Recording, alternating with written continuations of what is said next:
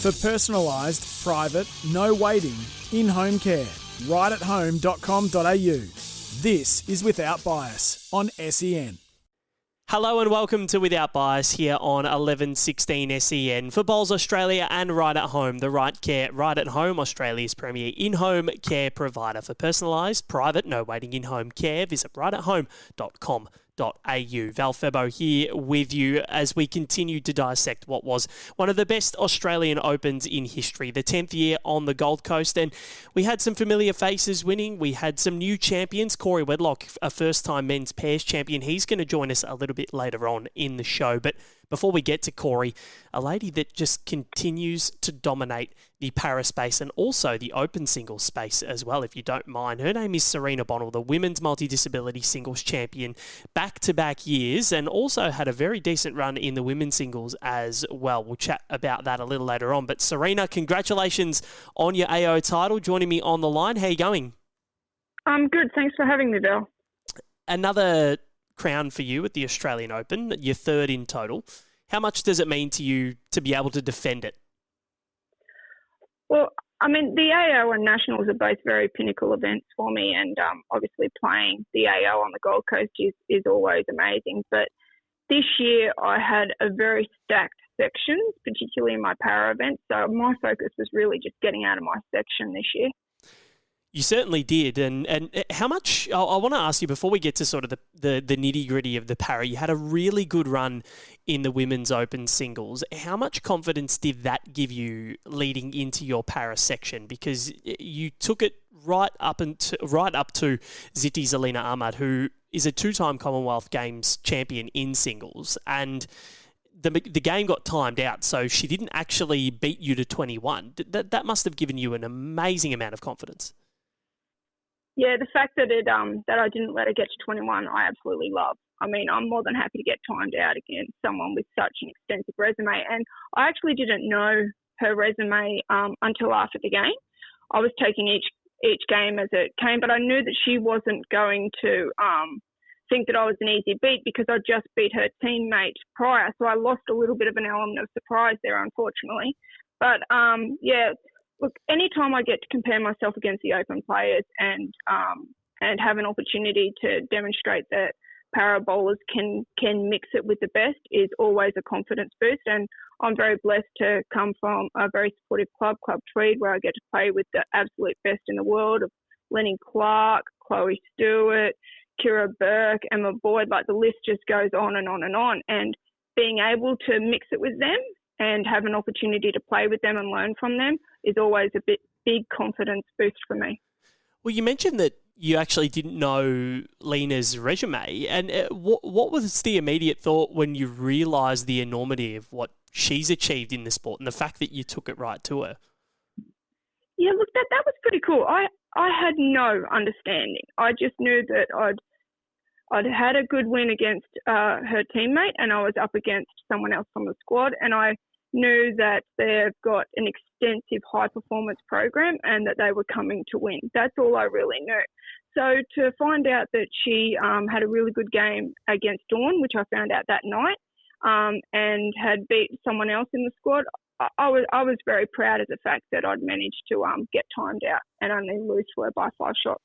Yeah, 15-10 in the end, and she was a stone's throw away from the women's singles final, leading 19-16 against eventual champion Dawn Heyman. But Serena, the way that you have dominated singles play in the para singles space over, the last 2 years, winning the AO last year, you've won the last couple of nationals titles as well. How high is your confidence at the moment?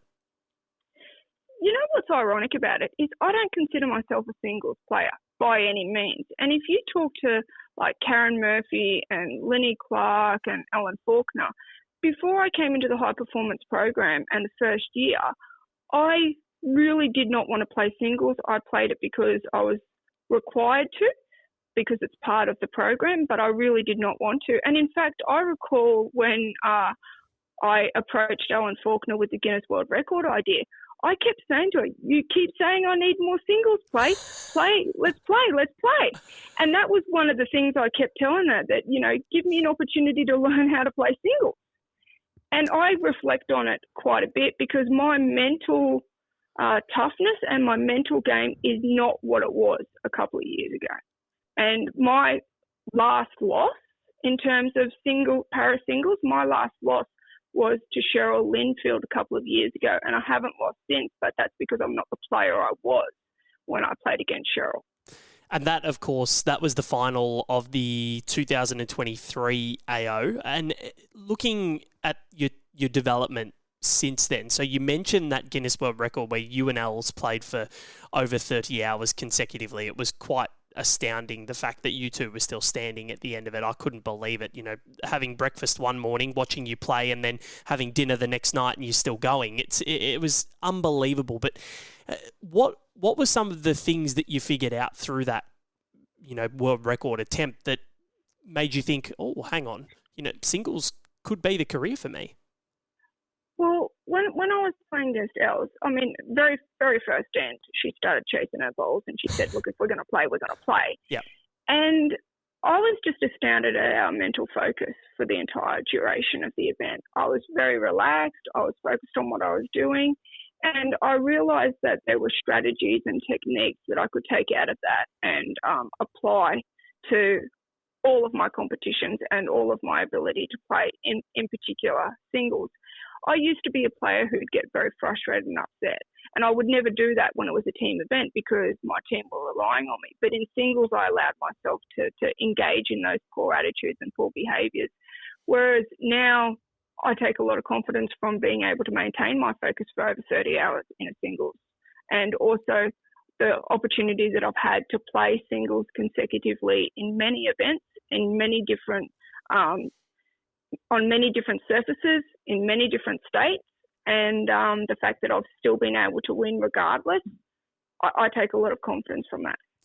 And your confidence seemingly is sky high at the moment. The final itself at the AO against Alison Meakin was, I think, your masterpiece.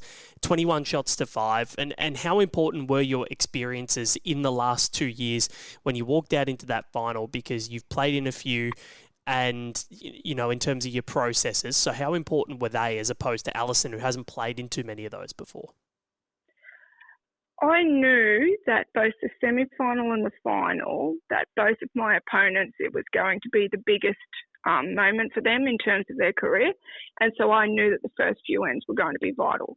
I knew that I had to get up on the first few ends and really put some pressure down, because then their mind might start wandering, but I knew that mine wasn't. And there was a moment in the game against Alison where often she had last bowl, and there was a moment in the game where I said to myself, she may win this end with this last bowl, but she won't win the game because I'm too focused today. Wow, that's an amazing insight. And the reaction when you knew the gold medal was yours once again, what was going through your mind? Was it, you know, a sense of reward, a sense of relief, a sense of pride? What was going through your head? I think it was just relief, really.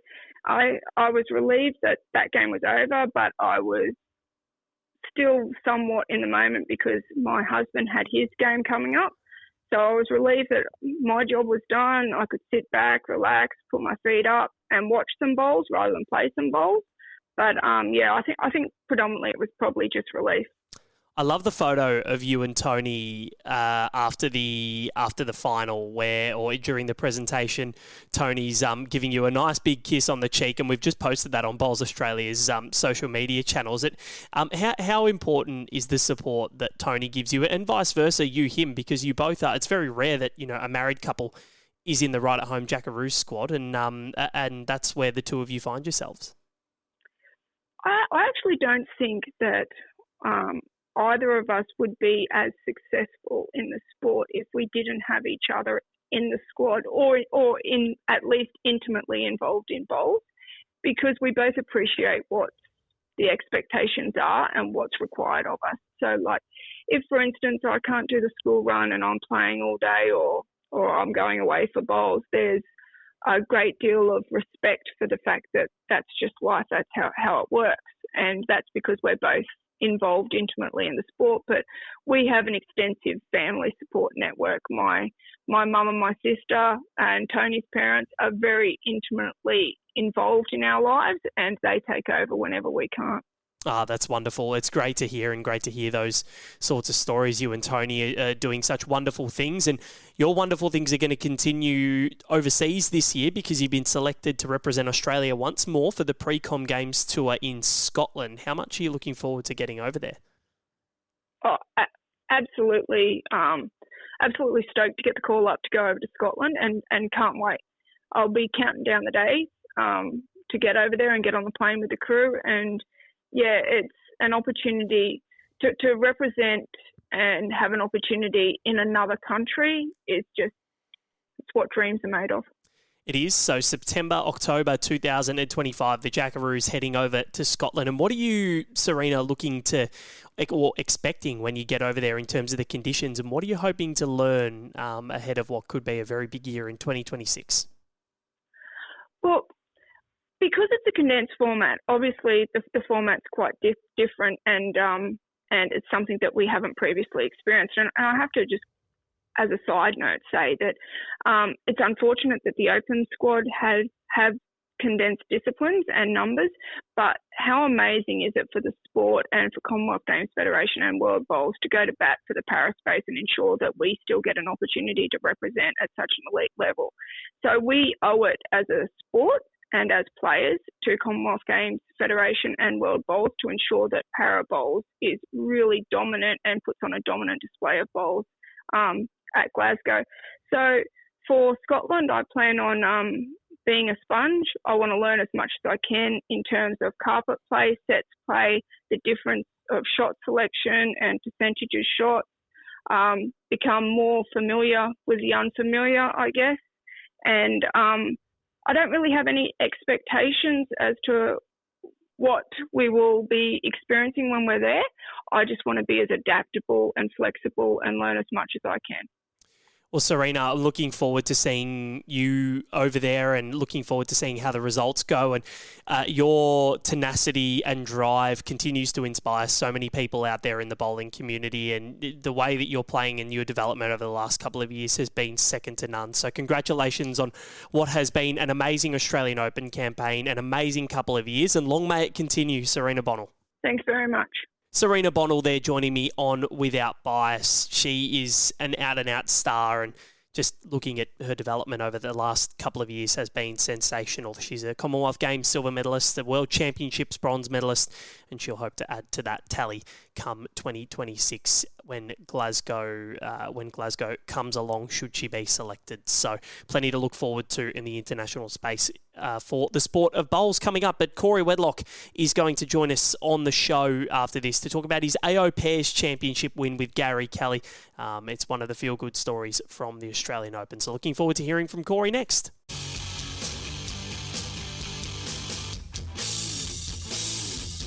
For personalised, private, no waiting, in-home care, rightathome.com.au. This is Without Bias on SEN.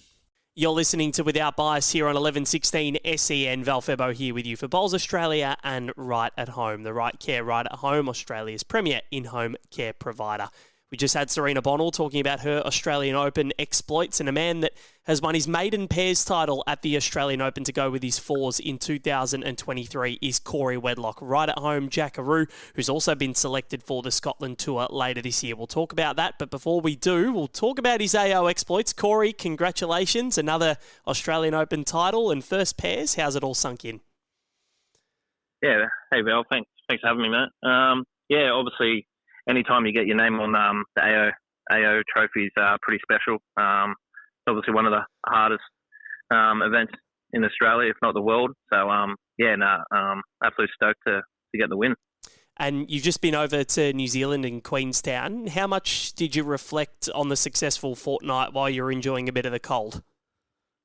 Yeah, obviously, as you know, the calendar's quite crazy at the moment. So anytime you get to get a bit of downtime, it's awesome. And obviously, to spend 7 nights over there with my beautiful partner was good to just get away. Obviously, don't like to speak about too much bowls over there, but obviously, knowing that I've just won my first AO pairs, the drinks definitely tasted better.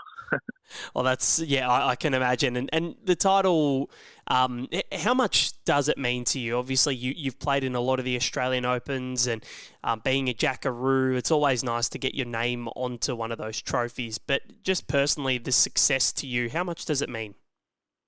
Yeah, no, it means a lot. Obviously, it's one of the hardest events to win. Obviously, you've got to go through so many games, and just the quality of the field is first class. So, I mean, you can be playing on a quick service one game, and you could be shifted to a slow grass green, then you could go on to carpet. So there's so many different factors. So I think that's why it's probably one of the hardest events to win. So, just super stoked to get the win. How hard is it to adapt to the certain green styles and green speeds throughout an event? Because obviously you get used to playing on something for about 8 hours when you're there for 3 sessions, and then you have to go somewhere else and play on a different surface. So how tough is that? Yeah, it is quite hard actually. Obviously, you get a bit of a roll up. So I mean, you just got to tune in straight away from the get go. Obviously, you normally have a few scares along the way. I think the last 32 we were down maybe 13-2 in one of the games, and I just had a bit of a chat with Gaz on the green and just tried to fire ourselves up, because I think everyone that has probably won one obviously goes through some sort of scare throughout the way. It's not normally smooth sailing the whole way through, that's for sure. Yeah, definitely not. And you and Gary Kelly are such good friends, and you both play out at Warilla and have played a lot together over the years now. And talk to us about the relationship and how close the two of you are. It seems like you've got a tight-knit group down there with Aaron Tees as well at Warilla. So how's the relationship between you and Gaz? Yeah, no, obviously we're a pretty tight bunch. Obviously, Gaz, Tees and myself, Gary and myself both came to the club about 20 days apart, I think, about 6 years ago. And we got on from the get-go. He actually lives pretty much next door to me. So, we obviously work together as well. So we're spending a lot of time together, obviously travelling away for bowls. And then obviously when we get home, we're working together too. So, we obviously know our games pretty well too. We know our strengths and weaknesses, and it's just obviously having to win a title like that with one of my best mates is obviously pretty special. And I was speaking to you and Gaz the night before the final, and he was saying that you two actually stayed together at the event with I think it was Peter Hobday. So what did the two of you do on the morning of the final, and how were the nerves going into it? Yeah, obviously, as most people know, me and Gaz don't mind a bit of a sleep in, so it was good to get a bit of sleep in. Obviously, the game was a little bit later than what we have been playing. It was just quite relaxed, and we got a bit of a bite to eat across the fish and chip shop. And then, just game time. I suppose there was a little bit of nerves there, being back on that stage sort of thing, but I suppose some nerves are good too, shows how much you really sort of want it. It was quite a relaxed morning. So sleep in and fish and chips, that's the key to success. Is that what you're saying? Yeah, pretty much, I think. All right, beautiful. All right, that will hopefully hold me in good stead for the rest of my life, fingers crossed. But you led from the outset against the Nelson brothers, who are both very good players. Jacob's made the singles final before, and Kane's a Jackaroo himself. But what were some of the keys for you two to maintaining that buffer once you got it? Yeah, I suppose obviously Jacob and Kane are both quality players, and once we got out to a bit of a lead, just trying to consolidate that. Obviously, they're both class players, and you don't really want to try and give them a sniff. So just trying to maintain that sort of lead. And obviously we know Kane's probably one of the best hitters in the game. So just trying to put him under as much pressure as possible, really. It seemed to work. But, obviously they came back at us a bit there, sort of just past the halfway mark. And, Gazza played a couple of big ones too, sort of that, just to kick on again. But, obviously it was a great game. And, just trying to, you don't want to give players like that a bit of if it gets back to pretty close, then it's anyone's game. So just trying to consolidate that lead was what we're trying to focus on, I suppose. Yeah, for sure. And when you realised it was yours, what was the immediate reaction between you and Gaz? Just gave ourselves a big hug, each other a hug. I suppose there was a bit of emotion there too. Obviously, Gary's first pairs, and I think we had 2 cracks prior to it. And I remember him saying to me that give it 3 years, and I reckon we can crack it. So third time lucky, I think it was. So yeah, no, it was awesome moment. That's amazing. And now you've got the fours, you've got the pairs. How hungry are you now to knock Omar off his singles perch? Yeah, obviously, Omar, he just keeps doing it, doesn't he? But yeah, obviously he got me in the final a couple of years ago, and again the semi last year. But yeah, I don't know, just keep putting yourself in the ring and just having a crack. You might have to maybe draw him in a section round away from Broadbeach, maybe. Might be the key. Well, you never know. It could happen. That's the beauty of the Australian Open. 4 Jackaroos could be in one section, however unlikely. But you've also been picked for the Scotland Tour later this year. And how much are you looking forward to donning the green and gold again and also getting used to those northern indoor greens? Yeah, no, obviously super stoked. Anytime you get a chance to represent your country, it's a special moment. Yeah, not only for yourself, but for your family and your close friends around you. So, yeah, really looking forward to getting over there. Obviously, played a bit over there on the outdoor greens, but we haven't had too much time on the greens on the indoor surfaces. So, yeah, really just looking forward to going over there, getting a good hit out, and yeah, just trying to learn as much as possible. Obviously, it's more of a sort of draw drive game over there. I think maybe we get stuck into playing a little bit too cute over there and trying to play the perfect yard or just over shot, where on those surfaces there it's more so just your draw drive. So just trying to learn little things that we can improve on, just them little 1%ers that will hold us in good stead, hopefully going into the Com Games. Well, yeah, what sort of stuff are you hoping to gain when you go over there? Like, what are you hoping to learn? Oh, just getting a good look at the rink. Like, obviously, you speak to some of the UK players. Most of the surfaces over there are pretty true, and they use the wider bowls. So a lot of us players don't use the wider bowls over here on the indoor surfaces. Only a few of us. So yeah, I suppose just getting a real good hit out, having a look at the green, and just seeing what type of shots that are effective and what to pack away and not to try. I suppose. But yeah, just obviously anytime you get to represent your country is awesome, and obviously you got a few people making their debut too, so which will be pretty special. Yeah, looking forward to it. September, October, the Scotland Tour, the Jackaroos kick off their Commonwealth Games sort of pre-campaign, if you will. Cory, it's been a pleasure having you on once again. Congratulations on what was a wonderful Australian Open campaign. So well deserved. Looking forward to seeing much more of you in the coming months, mate, and have a good one. Thanks, Val. Thanks for having me, mate. Take care. Cory Wedlock joining me on Without Bias. Great to have his company and talk about the pedigree that he's got. He's an absolute superstar, one of the best players in the world. So looking forward to seeing how he goes in Scotland later this year. And that's all we've got time for. Big thanks to Cory and Serena Bonel for joining me. You can catch us next week at 10 p.m. Australian Eastern Standard Time for another episode of Without Bias right here on 1116 SEN, and that's of course for Bowls Australia and Right at Home. The Right Care, Right at Home, Australia's premier in-home care provider. For personalised, private, no waiting in-home care, visit rightathome.com.au. From me, Val Febbo, it's good night.